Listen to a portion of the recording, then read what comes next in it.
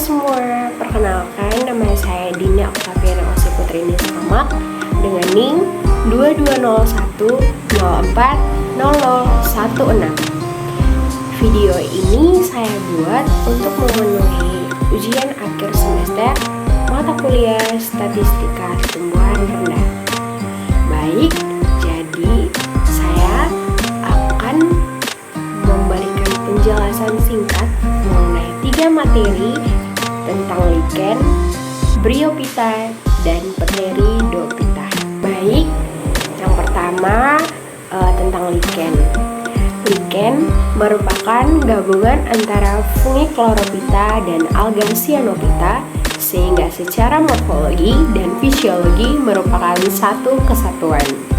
Lichen disebut juga dengan lumut kerak karena bentuknya menyerupai kerak yang menempel di pohon-pohon, tebing, ataupun bebatuan. Tumbuhan ini tergolong sebagai tumbuhan perintis yang ikut berperan dalam pembentukan tanah. Tumbuhan ini bersifat endolitik karena dapat masuk pada pinggir batu. Di dalam hidupnya, lichen tidak memerlukan syarat hidup yang tinggi dan tahan terhadap kekurangan air dalam jangka waktu yang lama. Lichen bereproduksi secara seksual dan aseksual. Reproduksi secara aseksual dapat dilakukan dengan cara fragmentasi atau soredium. Soredium adalah beberapa sel alga yang terbungkus oleh hifa fungi. Karakteristik soredium ringan dan berukuran kecil yang memudahkannya untuk diterbangkan oleh angin. Apabila jatuh pada tempat yang sesuai, maka akan tumbuh membentuk lichen yang baru. Sedangkan reproduksi secara seksual adalah dengan membentuk axospora dan basidiospora yang tidak dilengkapi dengan hifa fungi, tidak akan tumbuh dan tidak akan membentuk individu baru. Secara umum, lumut kerak memiliki ciri-ciri. Yang pertama, terdiri dari 2 organisme yang bersimbiosis, yaitu dari Ascomycota dan Basidiomycota dengan alga biru dan alga hijau. Yang kedua, habitat lumut kerak biasanya pada pohon, di tanah, dan batu karang. Sebagai pelopor kehidupan, lumut kerak dapat tumbuh pada substrat tempat tumbuhan lain tidak dapat hidup. Apabila banyak polusi udara, maka lichen tidak ada. Yang berikut bentuk tubuh berupa talus yang tipis. Pada irisan melintang, talus terlihat bagian luar berupa miselium yang kompak dan bagian dalam berupa hifa yang tidak kompak, dan diantaranya terdapat kelompok alga. Lichen di bagian tubuh atau sering disebut talus yang secara vegetatif hampir sama dan mirip dengan alga dan jamur. Pemajangan secara vegetatif dari tubuh adalah hifa. Kalau diperhatikan, bagian permukaan dari hilus lichen selalu ditempati oleh alga. Yang berikut, talus berwarna abu-abu atau abu-abu kehijauan. Beberapa jenis spesies yang berwarna kuning, orange, coklat, atau merah dengan habitat yang bervariasi. Secara garis besar, susunan anatomi lichen dibedakan menjadi 3 lapisan, yaitu lapisan luar atau korteks yang mengandung sel-sel jamur. Yang berikut, lapisan gonidium atau lapisan yang mengandung alga, dan lapisan empulur atau lapisan yang mengandung sel-sel jamur yang tidak rapat untuk menyimpan cadangan air dan tempat perkembangbiakan. Pohon gamal, tempat melekatnya lichen, yang akan saya tunjukkan lebih jelas dengan kamera belakang. Oke, bisa teman-teman lihat, yang hitam-hitam itu adalah lichen. Ini adalah salah satu contoh jenis lichen yang saya temukan di samping BA Kalama. Oke, yang hitam-hitam itu merupakan lichen-lichennya. Yang berikut adalah bryophyta.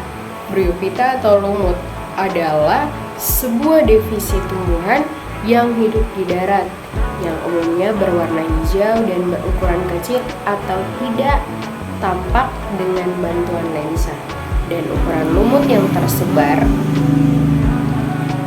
dan ukuran lumut yang terbesar adalah kurang dari 50 cm. Lumut ini hidup pada batu, kayu gelondongan, pepohonan, dan di tanah. Lumut tersebar hampir di seluruh belahan dunia terkecuali di dalam laut. Lumut mempunyai sel-sel plastik yang dapat menghasilkan klorofil A dan B sehingga dapat membuat makanan sendiri dan bersifat autotrof. Lumut termasuk ke dalam kingdom Plantae, yang mana kingdom Plantae meliputi semua organisme yang multiseluler atau telah terdiferensiasi, eukariotik, dan dinding selnya mempunyai selulosa.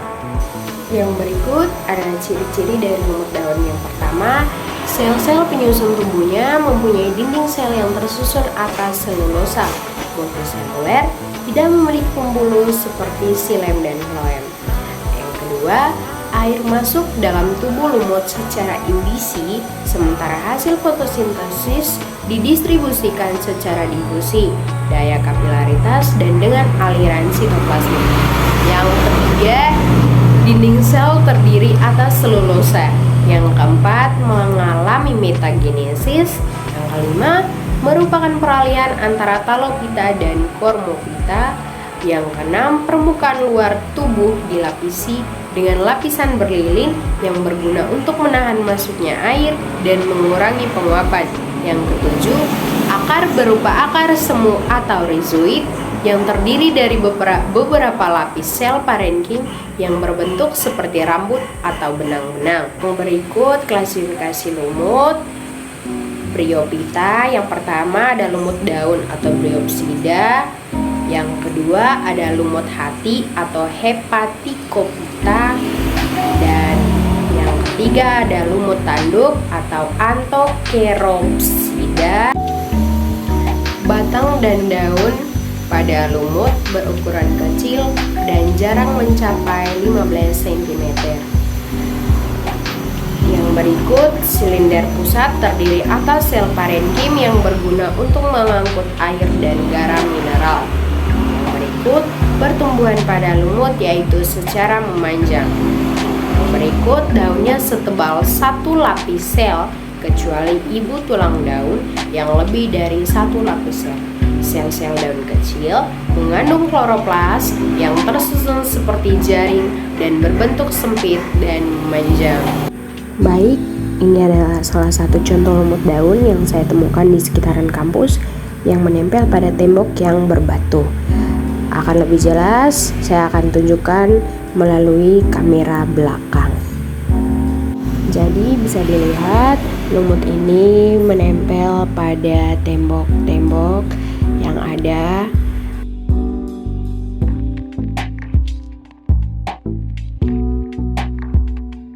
Yang berikut ada peranan dari lumut. Yang pertama, menahan erosi tanah.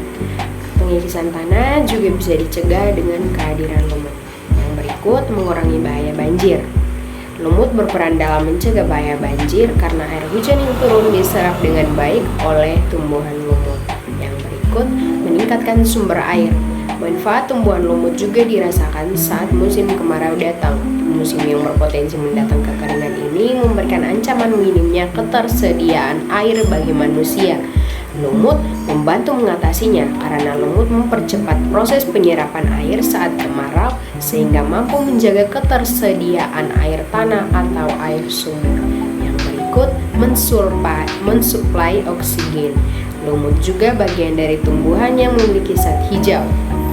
Layaknya tumbuhan lain, lumut juga melakukan proses fotosintesis. Hasil dari fotosintesis ini salah satunya adalah menghasilkan oksigen bagi manusia. Yang terakhir ada tumbuhan paku atau Pteridophyta. Tumbuhan paku atau Pteridophyta merupakan tumbuhan yang disebut Carmophyta berspora atau tumbuhan yang sudah memiliki akar, batang, dan daun sejati. Tumbuhan paku merupakan suatu divisi yang warganya telah jelas mempunyai kormus, yakni akar, batang, dan daun sejati. Tumbuhan paku juga sudah memiliki pembuluh angkut yaitu xilem dan phloem. Selain itu, habitat tumbuhan paku bukan hanya pada tempat yang lembab atau hygrofit, Namun, tumbuhan paku juga hidup di berbagai tempat seperti di air yang bersifat hidrofit, permukaan batu, tanah, juga bisa menempel pada pohon atau epifit. Daun pada Polypodium glycyrrhiza umumnya berwarna hijau muda, bertekstur daun, berupa helaian pada permukaan daunnya halus, mempunyai ramenta. Daun Polypodium glycyrrhiza memiliki urat daun mirip. Tulang daunnya memiliki tipe makrofil, yakni tulang daunnya bercabang dari pangkal ke ujung. Daun pada Polypodium glycyrrhiza memiliki tipe sporofil karena terdapat spora yang digunakan sebagai reproduksi atau alat perkembangbiakannya. Jadi, fungsi daun di sini tidak hanya digunakan sebagai fotosintesis atau bisa juga disebut daun tropofil. Pada Polypodium glycyrrhiza terdapat ental, yakni daun muda yang masih menggulung dan tangkai ental disebut stip. Hal ini untuk membedakan dari tangkai yang lainnya. Yang berikut batang atau ental. Yang berikut batang paku ini nampak dengan jelas berupa rimpang atau batang saling menggait. Bentuk batangnya bulat, beralur dan berusuk secara longitudinal. Contoh tumbuhan paku yang saya ambil di sini adalah Polypodium glycyrrhiza. Dengan klasifikasi Kingdom Plantae, divisi Pteridophyta, kelas Pteropsida, ordo Polypodiales, family Polypodiaceae, genus Polypodium dan spesies Polypodium glycyrrhiza. Polypodiaceae atau Polypodium glycyrrhiza merupakan salah satu suku anggota tumbuhan paku Pteridophyta yang tergolong sebagai bangsa paku sejati yang terbesar atau Polypodiales. Suku yang monofiletic ini merupakan suku dengan anggota yang paling banyak dibandingkan dengan suku-suku tumbuhan paku lainnya. Yang berikut habitat Polypodium glycyrrhiza adalah epifit di tanah atau batang pohon dan juga batu-batuan atau pada dinding yang sudah tua. Biasanya terdapat pada daerah pegunungan hutan basah atau lembab, di daerah tropis dan subtropis. Jenis ini sering terdapat di dekat sungai yang ternaung dan di tempat terbuka di hutan. Yang berikut ada akar pada Polypodium glycyrrhiza, memiliki perakaran serabut yang bercabang secara dikotom. Karena spesies ini tumbuh di tanah atau epifit, akar-akar berserat dan tipis. Yang berikut ada sorus pada Polypodium glycyrrhiza, memiliki spora yang terletak di bagian ventral daun teratur, berjajar di tengah dekat urat daun. Yang berikut siklus hidup. Perkembangbiakan Polypodium glycyrrhiza sama dengan tumbuhan paku lainnya, yaitu dengan menggunakan spora. Individu yang menghasilkan gamet disebut gametofit dan merupakan generasi yang haploid. Setelah terjadi fertilisasi, akan membentuk sigot yang merupakan permulaan dari keturunan atau generasi yang haploid. Selain Polypodium glycyrrhiza, saya juga menemukan suplir dengan klasifikasi Kingdom Plantae, divisi Pteridophyta, kelas Pteridopsida, ordo Pteridales, family Pteridaceae, dan genus Adiantum. Habitat tumbuhan suplir hidup di celah-celah bebatuan, tebing, tembok yang lembab, batang pohon, dan tempat yang teduh. Tumbuhan ini jarang dijumpai tumbuh di tanah yang mendatar. Akar daripada suplir adalah akar serabut yang tumbuh menjalar dari rimpangnya. Akar inilah yang berfungsi sebagai penopang dan mencari sathara. Baik, sekarang di samping saya sudah ada salah satu contoh paku-pakuan, yakni Pteris longifolia. Lokasinya saya temukan di dekat aula.